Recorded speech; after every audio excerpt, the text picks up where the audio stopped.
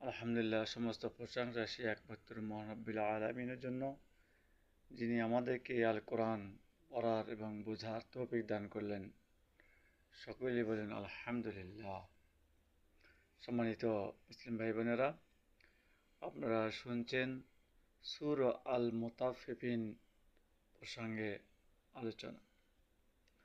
মহান রব্বুল আলামিন বলেন, ওয়াইলুল লিল মুতাফফিফিন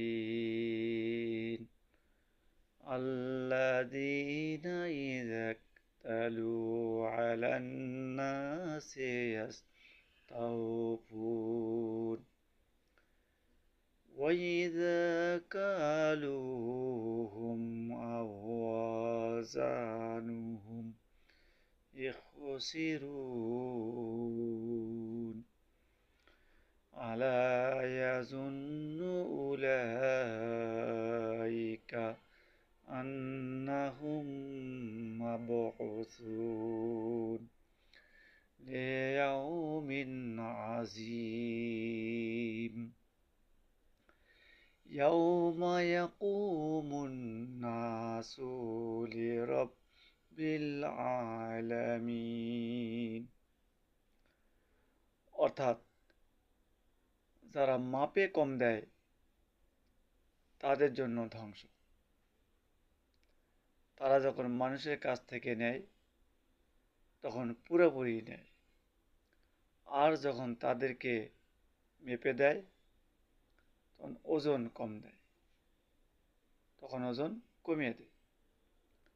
তারা কি মনে করে না যে মহাদিনে তাদের উঠিয়ে আনা হবে?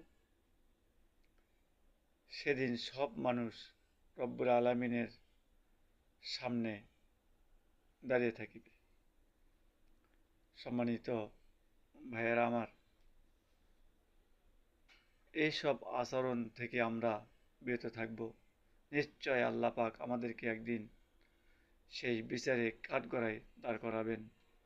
আল্লাহু আলিমুম বিযাতিস সুদূর।